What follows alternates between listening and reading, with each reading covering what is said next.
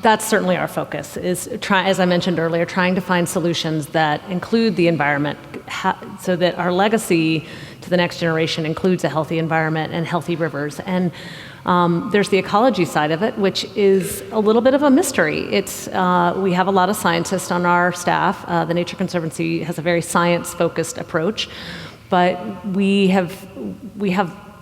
it's not a simple formula compared to a city where you can say, one home uses X amount of water if 3 people are living there. That's a really clear formula. We don't have a clear formula for the river. And so it's harder to carve out and say, well, what does the river need? But what we do know is that rivers every river has a cycle. Every river has kind of a pattern that keeps it healthy. In our case, this is a snow-driven system.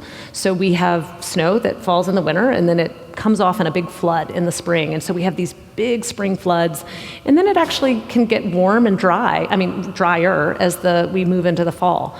The ecology of the Colorado River has evolved over millions of years based on that cycle, based on that kind of pattern. So what we're trying to do is we know that we have to use water for our cities and for our farms, so we expect some of that to come out. However, we need to replicate that pattern to the degree that we can, and that's been our goal, is that as we're working on solutions, finding a way to replicate that pattern so that it's as close to the natural pattern. We get that spring flood, maybe it does dry out a little bit in the fall, but the fish here are adapted to that.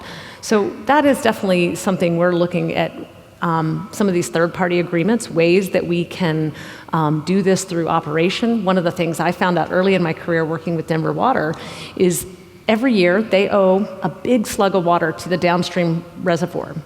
They hold it back until they get the end of the season, and then the Bureau of Reclamation, which owns the downstream reservoir, says you owe us 30,000 acre-feet of water.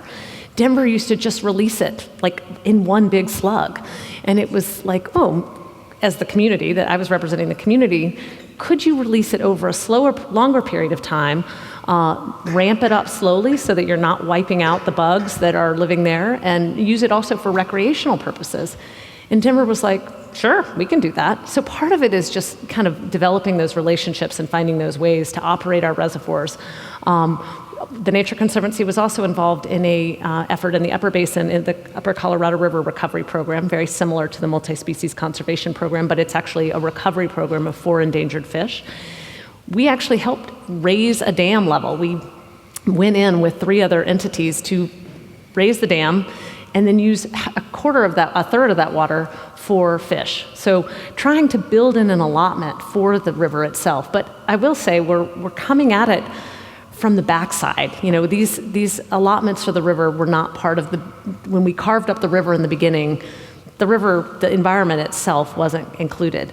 But there's a well-known Supreme Court justice in Colorado who's a water attorney, and he always says, well, nature will bat last, though. So our hope is that we can kind of help nature and find a way for it to be part of the equation and find a way to keep it healthy as we also meet these growing needs for people and for our farms.